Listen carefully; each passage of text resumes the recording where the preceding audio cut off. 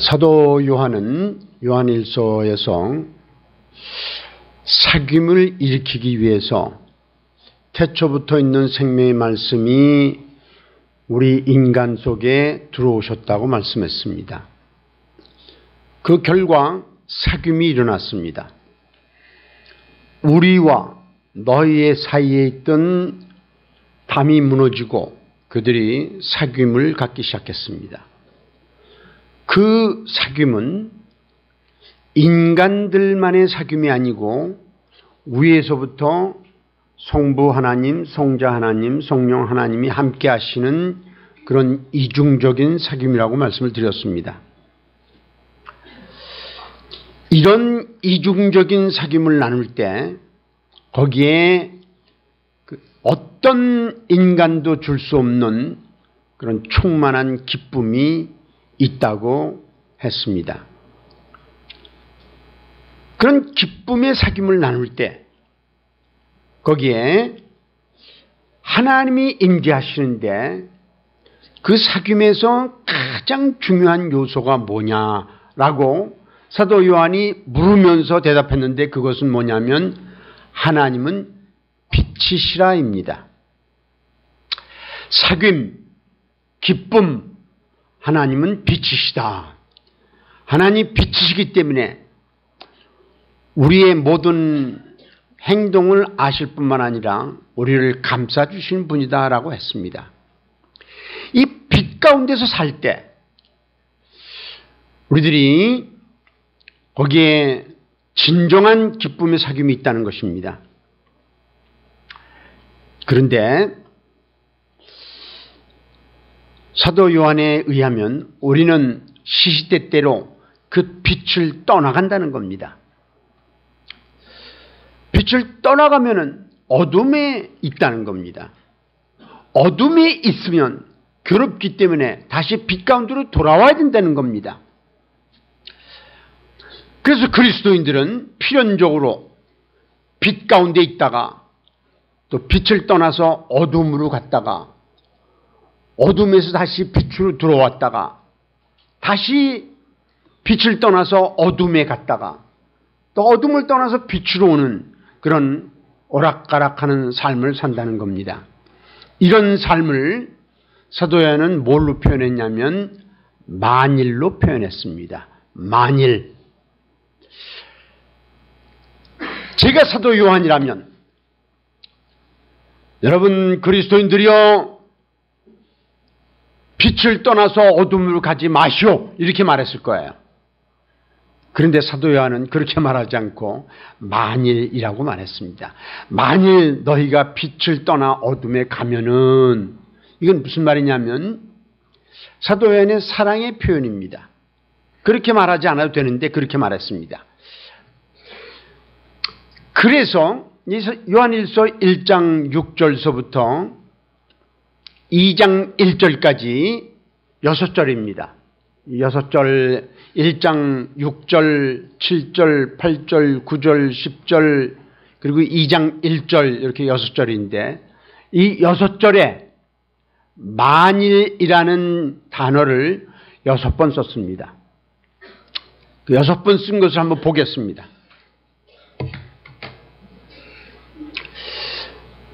처음에 1장 6절에서 만일 우리가 하나님과 사귐이 있다 하고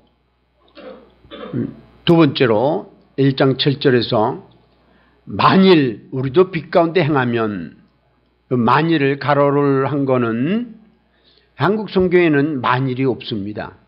그런데 원어 성경에 보면은 이 만일이라는 단어가 있습니다. 그래서 여기도 만일입니다. 만일 우리도 빛 가운데 행하면 세 번째 만일은 1장 8절에서 만일 우리가 죄가 없다고 말하면 네 번째 만일은 1장 9절에서 만일 우리가 우리 죄를 자백하면 다섯 번째 만일은 1장 10절에서 만일 우리가 범죄하지 아니하였다 하면 그 다음에 여섯 번째 만일은 2장 1절에서 만일 누가 죄를 범하여도 이렇게 말하고 있습니다. 이 6번 나오는 만일은 아까도 말씀드렸지만 두 가지입니다. 하나는 만일 빛을 떠나가면 이러이러한 일이 일어난다라는 뜻이고, 그런데 또 만일 빛으로 돌아오면은 이러이러한 일이 일어난다라는 겁니다. 그런데 이 6가지 만일을 그렇게 빛으로 떠나가는 만일, 빛으로 들어오는 만일, 이 두 가지로 분류하면 3개씩 나눠집니다. 또 3개씩 나눠주는 걸 보면 이렇습니다. 요 왼쪽에는, 그래서 여러분한테도 왼쪽인가? 맞죠? 빛을 떠나는 만일 3가지. 만일 우리가 하나님과 사귐이 있다 하고, 요거는 1장 6절 오늘의 본문입니다. 만일 우리가 하나님과 사귐이 있다고 어둠에 행하면, 이게 빛을 떠나가는 첫 번째 만일, 그냥 빛을 떠나가는 두 번째 만일, 1장 8절입니다. 만일 우리가 죄가 없다고 말하면, 우리 그리스도인들도 죄가 있다는 겁니다. 그래서 죄가 없다고 말하면 거짓말쟁이라는 겁니다. 이게 잘못된 겁니다. 빛을 떠나가는 두 번째 행위입니다. 세 번째, 1장 10절입니다. 만일 우리가 범죄하지 아니하였다 하면, 이것도 거짓말입니다. 왜냐하면 범죄하지 않는 그리스도인이 이 지구상에 있게요, 없게요? 없습니다. 그래서 이것도 빛을 떠나가는 표현입니다. 근데 빛을 떠난 사람들이, 우리 그리스도인들은 빛을 떠나기도 하지만 거기서 머물 수는 없습니다. 다시 빛으로 돌아와야 됩니다. 돌아오는 세 개의 만일이 있습니다. 7절, 이 바른 쪽에 빛으로 돌아옴, 만일 우리도 빛 가운데 행하면, 빛으로 돌아오는 첫 번째 행위입니다. 두 번째, 빛으로 돌아오는 두 번째 행위, 만일 우리가 우리 죄를 자백하면. 그 다음에 세 번째 빛 가운데로 돌아오는 만일은 2장 1절에 있는 만일 누가 죄를 범하여도, 이렇게 얘기를 합니다. 우리에게 하나님 앞에 의로운 대언자가 있으니 곧 예수 그리스도라, 그러면서 이 빛으로 돌아오는 행위를 가리치고 있습니다.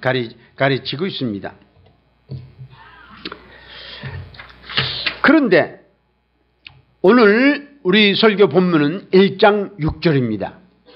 1장 6절은 빛을 떠나가는 첫 번째 만일입니다. 그래서 이제 그 1장 6절 첫 번째 떠나가는 만일을 보겠습니다. 그게 뭐냐면, 만일 우리가 하나님과 사귐이 있다 하고, 사귐, 어둠에 행하면, 이게 첫 번째 만일입니다. 어둠에 행하면,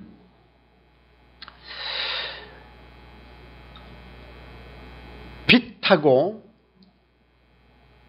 1장 5절에서 하나님은 빛이시니라 라고 말했습니다. 빛하고 어둠은 공존할 수 없는 두 가지 다른 겁니다. 빛이 있는 곳에는 어둠이 없습니다. 어둠이 있는 곳에는 빛이 없습니다.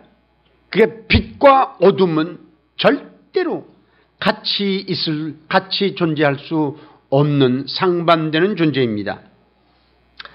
그런데 어떤 사람들이 하나님과 사귐이 있다고 고백했다고 합시다. 그 고백은 입술로 고백하는 거야.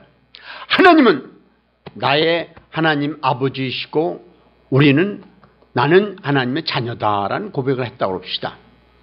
이 신앙 고백이에요. 만일 우리가 하나님과 사귐이 있다고 하고, 이건 신앙 고백이에요. 그런데 행동은 어둠에 행하면이에요. 어둠에 행하면. 그러니까 신앙 고백과 행동의 차이가 나타나는 거예요. 이런 거는 언행일치가 되지 않는 그런 이중인격자라 아니면 위선자라고 말할 수 있습니다.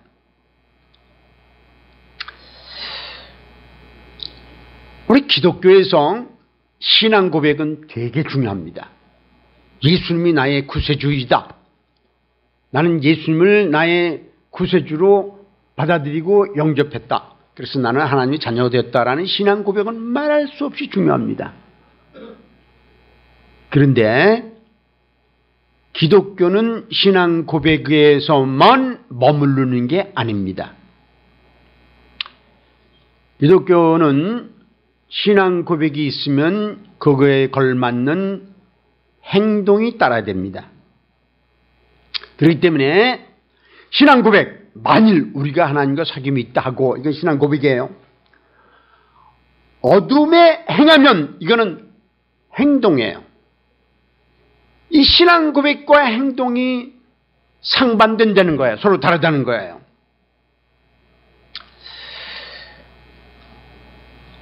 하나님을 나의 아버지로 모셨다. 그래서 내가 하나님의 자녀다라는 신앙 고백. 만일 우리가 하나님과 사귐이 있다 하고, 내가 예수 그리스도를 영접했기 때문에 나는 성령께서 내 안에 들어오셔서 거듭난 그리스도이다라는 놀라운 신앙 고백. 이 신앙 고백 꼭 있어야 돼요.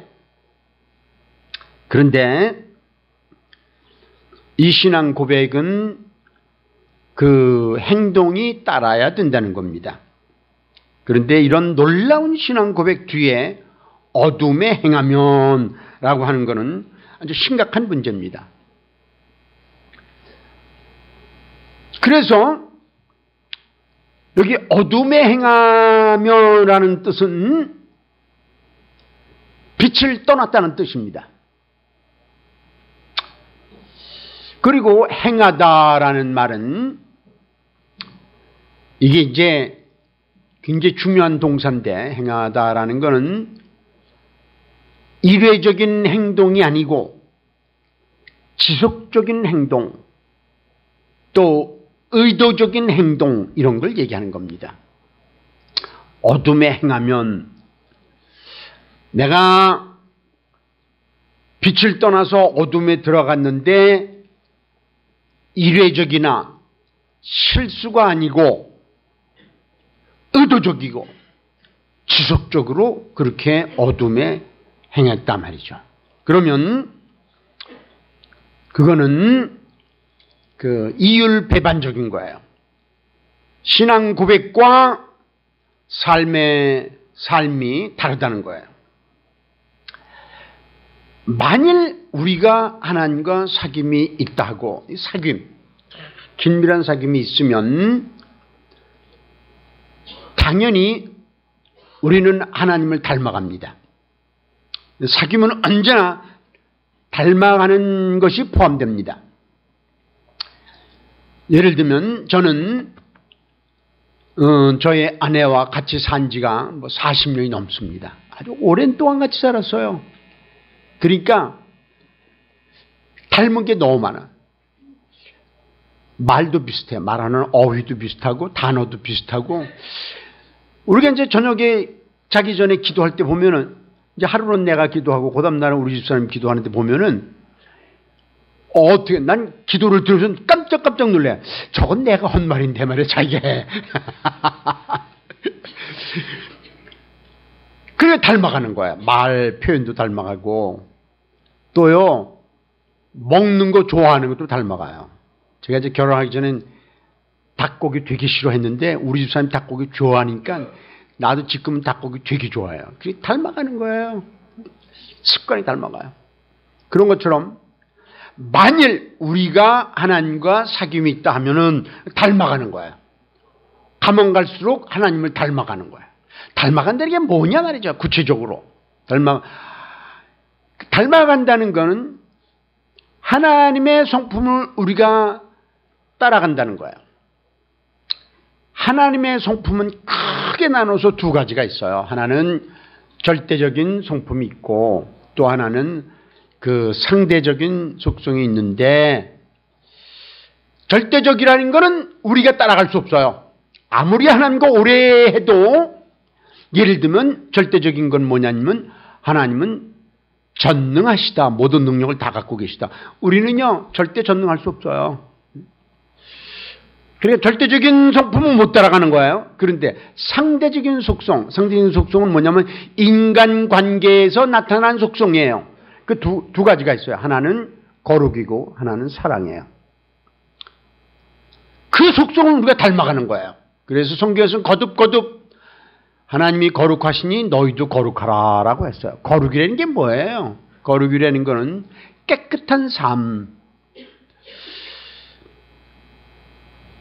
그래서 겉과 속이 같은 삶, 투명한 삶, 그런 걸 말하는 거야. 그러니까 우리들이 하나님을 얼마큼 닮아갔느냐라는 거는 내가 얼마나 성경을 많이 알고 기도를 많이 했고 그런 게 달려 있는 게 아니에요. 그런 것도 중요하지만 더 중요한 건 나의 삶이 얼마나 투명하냐, 얼마나 정직하냐, 겉과 속이 얼마나 다르냐라는 거예요. 이번에 최순실 사건 때문에 이화여대 교수들이 청문회 왔어요. 청문회 딱 왔고 그 사람들은 전부 신앙인들이에요. 그리고 보통 신앙인들이 아니에요. 그 교수들은 뭐 전 총장이니 교수니 전부 와갖고 하나같이 거짓말을 시켰어요. 청문회에서 당신들 그랬습니까? 안 그랬어요. 왜 그랬습니까? 안 그랬어요. 거짓말 시켰단 말이에요. 왜 그래요? 이 사람들이 하나님을 닮아가지 않은 거예요. 자기들은 박사야, 교수예요. 그리고 신앙인들이에요. 그리고 학생들을 지도하는 신앙의 대어른들이에요. 그런데 대중 앞에서 그렇게 눈 하나 깜빡 안 하고 거짓말을 시켜요. 교육부에서는 조사해서 드러난 건데 청문회에서는 안 해요, 몰라요 그런단 말이에요. 그럼 왜 그러냐 말이죠. 입술로는 신앙 고백을 했어.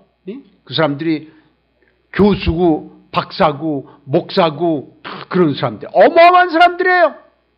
그래서 신앙 고백을 다 했어요. 그런데 삶은 그 고백에 따라가지 않는 거예요. 어둠에 행하는 거예요. 어둠에.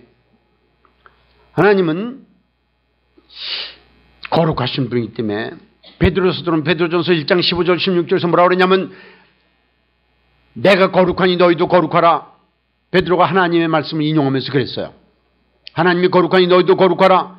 깨끗해야 되고 정직해야 되고 그리고 투명해야 돼요. 그리스도의 삶에게. 그 다음에 하나님의 속성은 또 하나 뭐냐면 사랑이라고 그랬어요. 우리가 하나님과 깊이 사귐을 갖고 오래 사귐을 가지면 그만큼 사랑하게 되는 거예요. 사랑이 뭐예요 도대체? 저 여러 번 얘기하지만 또 얘기합니다. 기독교의 사랑은 내가 좋아하는 사람을 사랑하는 게 사랑이 아니에요. 그건 기독교 사랑이 아니에요. 그건 인간적인 사랑이고 누구나 할 수 있는 거예요. 기독교 사랑은 뭐냐 말이죠. 하나님이 내가 자격이 없는데도 사랑하셨어요. 그런 것처럼 우리도 사랑이 안 가는 사람 사랑하는 게 이게 기독교 사랑이에요. 기독교의 사랑이라는 것은 감정과 상관없이 의지적인 결단이에요. 내가 의지적으로 저 사람 내 마음에 안 들지만 저 사람 미웠지만 내가 사랑한단 말이야. 이게 사랑이에요. 그래서 우리들이 하나님을 닮아간다면 만일 우리가 하나님의 사귐이 있다 하고 그러면 삶이 자꾸만 변화되는 거예요. 투명해지고 사랑하는 그런 사람들이 되는 거예요. 그런데 입술로는 만일 우리가 하나님과 사귐이 있다 하고 행동으로는 어둠에 행하면 어둠에 행해요. 이야. 여러분, 한국 교회의 문제가 뭔지 아세요? 신앙 고백은 세계적이야. 세계에서 이 한국 그리스도인들처럼 신앙 고백이 뚜렷하고 분명한 사람 없어요. 근데 거기에 걸맞는 삶은 따라가지 못하는 거예요. 삶은 고백은 신앙 고백은 찰떡 같은데 삶은 개떡 같아요. 이거 문제예요. 그러니까 한국 교인들이 말이죠. 뭐 한때는 1,000만 명이네, 1,500만 명이네. 그러면요, 한국 전 인구 중에 근 30%가 기독교인인 거예요. 그런데 그들이 한국 사회에 영향을 미치고 있습니까? 못 미치고 있습니까? 못 미치고 있어요. 이대 교수들이 와서 몰라요, 아니에요. 어떻게 그 사람들이 영향을 미치겠어요?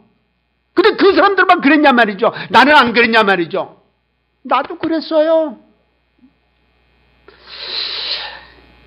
그러니까 우리가요, 만일 우리가 하나님과 사귐이 있다 하고 어둠에 행하면, 어둠, 하나님과 반대되는 생각을 하고 하나님과 반대되는 삶을 살고, 신앙 고백과 삶의 괴리가 생기는 거예요. 이건 말이 안 되는, 말 자체가 안 되는 거예요. 하나님 빛이신데 1장 5절, 그 다음에 1장 6절, 어둠에 행한다 말, 빛과 어둠은 절대로 공존할 수 없다고 말씀드렸어요. 그 자체가 뭐예요? 신앙 고백했는데 행동이 따르지 않는다. 그 자체가 뭐를 말하냐면 거짓말을 하는 거예요. 절대로 그 진리가 아니에요. 그래서 사도 요한이 뭐라고 그랬냐면 거짓말을 하고 그랬어요. 거짓말이에요. 거짓말이에요.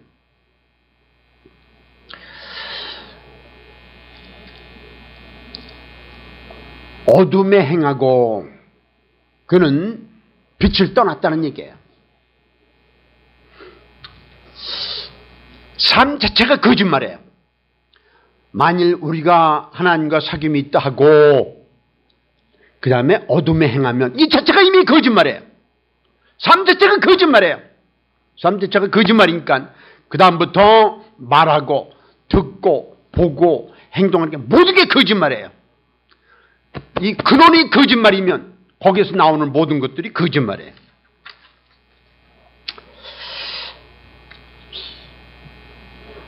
우리가요, 하나님을 닮아가는 삶을 살아야 되는데 한순간만 정신 차리지 않으면 거짓말쟁이가 되는 거예요.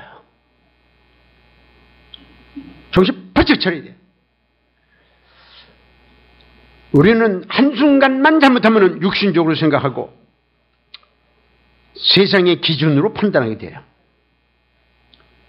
이 육신적인 생각과 세상의 기준에 의해서 생각하고 행동하면은 그건 하나님이 기뻐하시는 게 아니에요.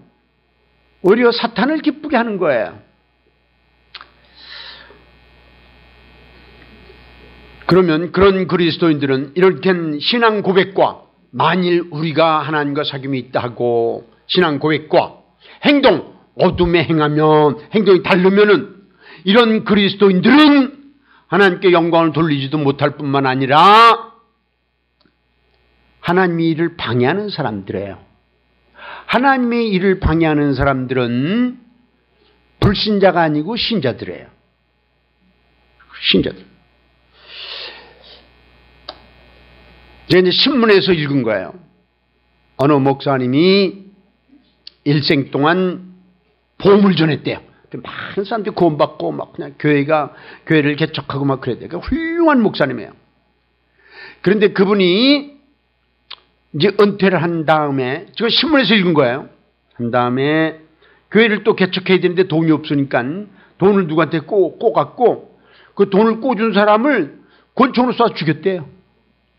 돈 안 갚으려고. 그 신문에 났어요. 그럼 그분이 일생 동안 전도해서 구원받은 사람이 예를 들면 1,000명이라고 그럽시다. 더 많이 할까? 5,000명이라고 그럽시다. 근데 그게 신문에 났어요. 그 사실 때문에 예수 믿지 않기로 결심한 사람 몇 사람쯤 되게요? 5,000명? 아닙니다. 5만 명? 아닙니다. 50만 명? 아닙니다. 얼마나 많은 사람인지 모르는 거예요.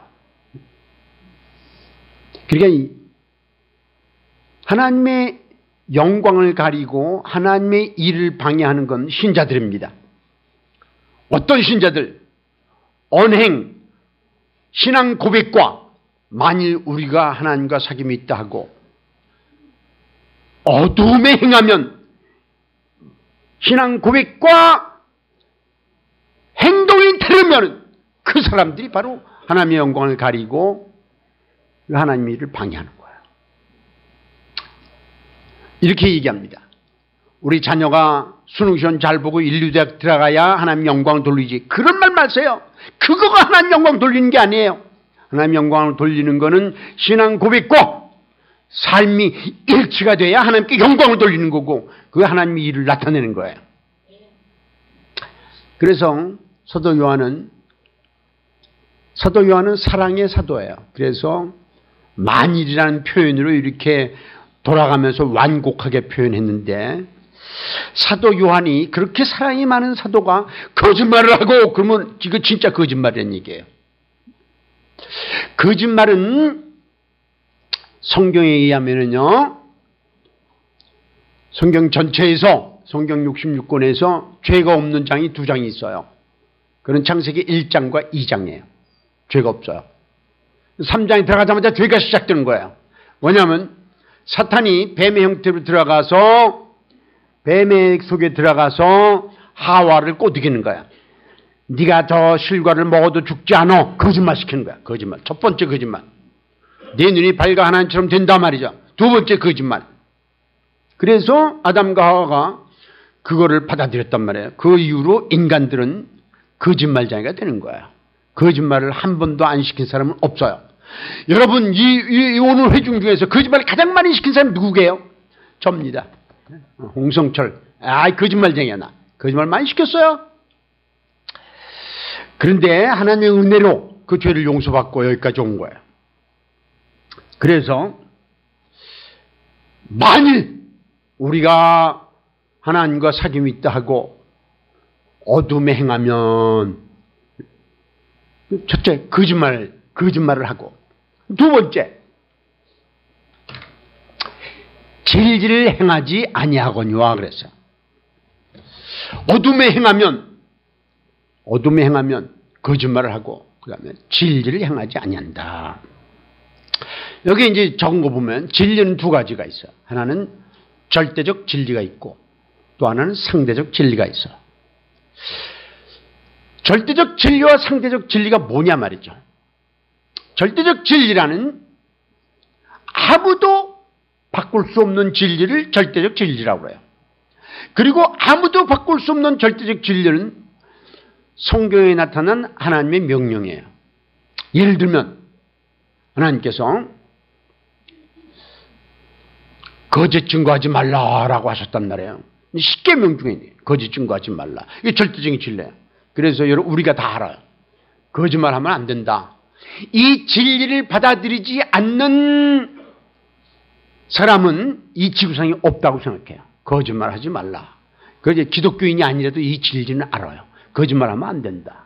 그래서 기독교인들도 거짓말하면 안 된다. 불교 신자도 거짓말하면 안 된다. 모슬림도 거짓말하면 안 된다. 유교를 믿는 사람도 거짓말하면 안 된다. 이거 다 알아요. 그런데 사람들이 거짓말을 시켜요. 그는 뭐를 말하냐면 이 거짓말하지 말라가 절대적 진리가 아니고 상대적 진리로 타락했다는 거예요. 상대적 진리는 뭐냐? 이거는 상황에 따라서 거짓말 시킬 수 있다는 거예요. 그러니까 이대 총장이나 이대 교수들이 거짓말을 시켰단 말이죠. 이거는 뭐냐면 거짓말 시키지 말라라는 절대적 진리를 상대적 진리로 바꾼 걸 말하는 거예요.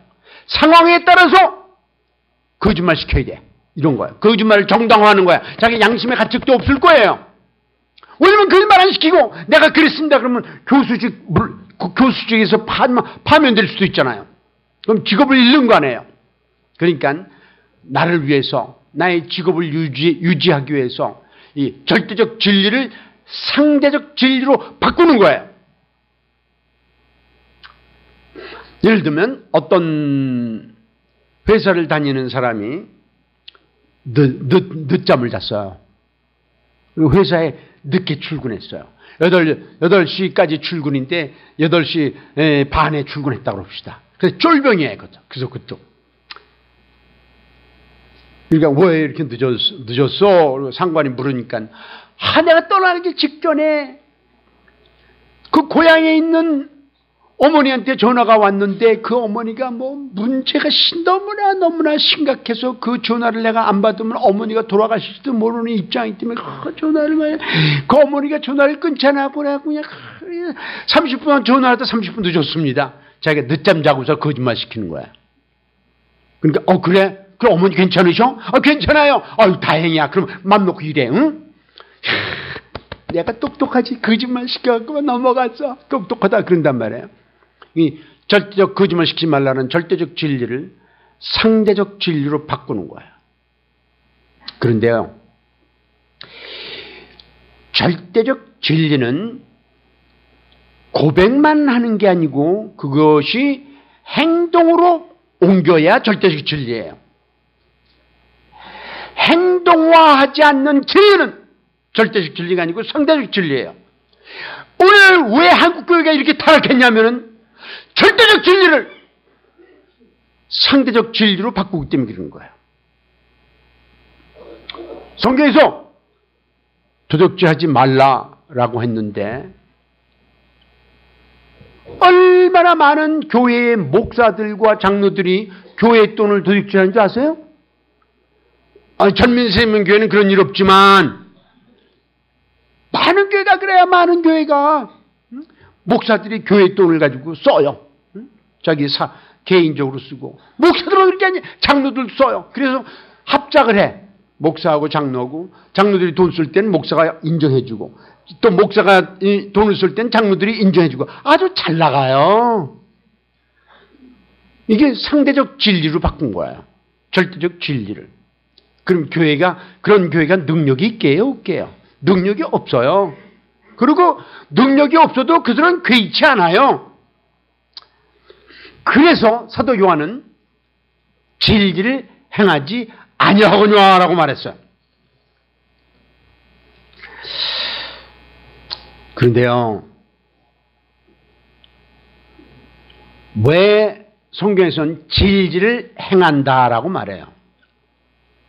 본래 진리는요, 우리가 머리로 받아들이는 거예요. 진리를 행한다라는 말은 흔히 쓰는 말이 아니에요. 이거는 요한일서 1장 6절에 나오는 말이에요. 왜 그러냐? 진리는 머리로 받아들일 뿐만 아니라 반드시 삶에 적용해야 이게 절대적 진리라는 거예요. 그래서 사도 요한은 진리를 행하지 아니하거니와 저들이 진리를 머리로 받아들였어요. 그러나 행동에 옮기지 않았어요. 이건 진리를 행하지 않는 거예요. 오늘 말씀은 동사가 3번 나와요. 동사가. 첫째는 어둠에 행하면, 두 번째는 거짓말을 하고, 세 번째는 진리를 행하지 아니하고 이렇게 3번 나와요. 동사가. 이거 뭘 강조하려고 사도 요한이 이렇게 얘기한 거예요? 기독교는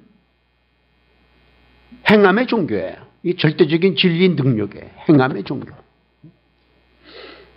성경에서 원수를 사랑하라. 그럼 사랑해야 되는 거예요.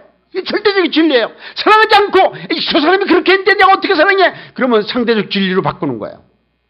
성경에서 요한일서 3장 15절에서 너희가 형제를 미워하면 형제를 살인한 것이요 그랬어요.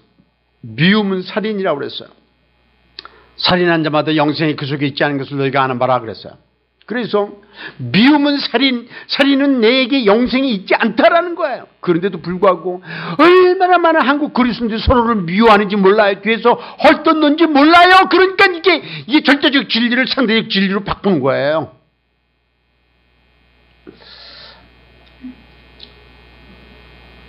기독교는요, 다른 모든 종교하고 다른 게 하나 있어요. 그게 뭔지 아세요? 진리는 비슷한데 거짓말 시키지 말라. 이건 모든 종교에 다 있어요. 도둑질하지 말라. 이 모든 종교에 다 있어요. 그런데 다른 모든 종교는 그거를 행동에 옮길 수 있는 능력을 주지 못해요. 근데 기독교만은 능력을 주는 거예요. 왜냐하면 우리 안에 성령이 계시기 때문에. 이게 절대적 진리예요. 그래서 기독교는 기독교의 꽃은 뭐라고 그러냐면 도덕이라고 그랬어요. 도덕, 삶, 행동, 도덕, 윤리, 이것이 기독교의 열매예요.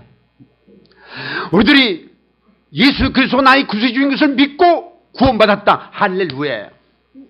그런데 그 열매는, 궁극적인 열매는 도덕이고 그리고 윤리예요. 도덕과 윤리가 없는 신앙 고백은 절대적인 진리를 상대적인 진리로 바꾸는 그런 거예요. 그래서 이 성경 다시 보면은 만일 우리가 하나님과 사귐이 있다고 신앙 고백, 놀라운 거예요 이거. 그런데 윤리, 도덕에 있어서는 어둠에 행하면 거짓말하고 진리에 행하지 아니함이거니와 이렇게 말했어요. 그런데요, 여기서 한 가지 우리가 짚고 넘어갈 게 있어요. 그건 뭐냐면 6절 다시 보면 만일 우리가 라고 말했어요. 우리가. 이 우리는 누구를 포함하냐면 사도 요한을 포함하는 거예요. 야, 사도 요한. 그분은 어떤 사람이에요? 예수님의 제자 중에 하나고 사랑받는 제자 중에 하나고 가장 사랑을 받았다고 그랬어요. 그리고 예수님을 가장 많이 닮은 사람이에요. 예수님과 오랫동안 사귐을 나눈 사람이에요. 그는 거의 100세가 됐어요. 사도 요한은 사랑의 사도라는 별명이 있어요. 그런데 사도 요한이 그렇게 거룩하고 그렇게 신앙생활을 깊이 했고 주님을 깊이 사랑하는 사도가 그 사람이 어둠에 행할 때가 있게요, 없게요? 있다는 얘기예요. 그래서 뭐라고 그러냐면 만일 우리가 하나님과 사귐이 있다 하고 자기도 지금까지 보면은 수없이 어둠에 들어갔다는 거예요. 어둠에서 행하고 또 어둠에서 회개하고 다시 빛으로 오고 이거를 반복했다는 거예요. 이건 뭐를 말하는 거예요? 그리스도 안에서 아무리 신앙이 깊어도 그 사람은 어둠에 행할 수 있다는 거예요. 사도 요한이 자기를 포함했어요. 사도 요한이 자기를 포함해서 만일 우리가 하나님과 사귐이 있다고 어둠에 행한다면은 저 같은 사람은 어떻게 해요? 이 홍성철은 어디가 설 자리가 있나요? 설 자리가 없어요. 사도 요한이 어둠에 들어간 적이 있다면 저는 몇 번쯤 될게요? 수도 없이 많아요. 내가 한번 예를 들어볼까요? 야, 내가 뉴질랜드에서 유학을 할 때 참 돈이 아까워요. 아까워갖고 버스표를 이제 10번 타는 거를 사요. 그럼 10번 타는 거를 이제 사면 좀 싸니까 그거를 사요. 하고 이제 버스 탈 때마다 버스 기사가 구멍을 뚫어줘요. 근데 이제 10번을 다 썼는데 다 가만히 보니까 구멍이 하나는 조금 잘 안 보여. 그래서 요거 갖고 한번 더 타야지. 그리고 딱 탔어요. 거짓말이에요. 딱 탔는데 들켰어. 야, 운전기사 나한테 인상이 콱 좀 써. 10번 찍었는데 또 내가 어떠냐 말이야. 너는 말이야. 그래서 그냥 완전히 쪽팔렸어. 야, 그래갖고 그때 내가 무슨 생각을 했냐면 어둠은 드러나는구나. 그래갖고 얼굴 그냥 돈 내고 죄송합니다. 그리고 근데 그게 약이 됐어요. 약이 돼갖고 절대로 내가 이제 그렇게 하면 안 된단 말이야. 그래서 이제 한국에 와서 제가 지난번에 한번 말씀드린 적이 있는데 OM에서 선교부에서 일한 적이 있는데 그때 이제 한국에 모나미 볼펜이 처음 나올 때라 뭐 그냥 찐득찐득하고 막 그냥 아주 지저분할 때 그때 제가 이제 그 총무로 일했는데 거기에 캐비넷 쓰려면 미지 볼펜이 꽉 차 있어요. 그 얼마나 좋을지 몰라요. 그런데 제가 거기서 5년 동안 일하면서 볼펜 한 자루도 집에 가서 우리 집사람에게 준 적이 없어요. 내 거가 아니다 말이야. 내 거가 아닌 거를 내가 가져가면 그냥 그 도둑질이다 말이야. 거짓말이다. 어둠에 행하는 거다 말이죠. 그러니까 뉴질랜드에서 버스표 들킨 거 그게 나한테 그냥 약이 돼갖고 그 다음에 그 볼펜 하나 안 가져왔어요. 볼펜 가지고 간다고 선교사들이 뭐라고 그랬겠어요? 아닙니다. 그런데 하나님 앞에 살아야 되는 거예요. 그러니까 사도 요한이 만일 우리가 자기 자신을 포함했단 말이죠. 그럼 뭐를 말하냐? 여기에는 신학교 교수도 포함되는 거고, 목사도 포함되는 거고, 장로도 포함되는 거고, 군사도 포함되는 거고, 집사도 포함되는 거고, 아름다운 찬송을 불러준 성가대원들도 포함되는 거고, 주일학교 교사도 포함되는 거고, 다 포함되는 거예요. 어떤 사람도 여기에서 벗어날 수 있는 사람이 없어요. 늘 두렵고 떨림으로 구원을 이루어야 되는 거예요. 바울스는 빌립보서 2장 13절에서 뭐라 하냐면, 그러므로 너희가 두렵고 떨림으로 구원을 이루라 그랬어요. 우리들이 어떻게 두렵고 떨림으로 구원을 이루어요? 성경 봐야 되고, 기도해야 되고, 사귐을 다 나눠야 되고, 빛 가운데 살아야 되고, 빛을 떠나가는 즉시 주님께 회개하고 다시 빛으로 돌아와야 되고, 그렇게 삶을 유지해야 이 말씀에 떨어지지 않는 거야. 만일 우리가 하나님과 사귐이 있다 하고 어두움에 행하면, 거짓말을 하고 진리를 행하지 않는 거예요. 이 세 가지 동사, 행하고 거짓말을 하고 행하는 것, 도덕적인 삶, 윤리적인 삶, 이것이 기독교의 열매고 꽃이에요. 삶이 없으면 신앙 고백은, 삶이 없는 신앙 고백은 하나님의 일을 방해하고 하나님의 영광을 무너뜨리는 그런 삶이 되는 거예요. 여러분 모두가 그런 신앙 고백과 삶이 일치하는 그런 삶을 사는 여러분 모두가 되길 바랍니다. 기도하시겠습니다.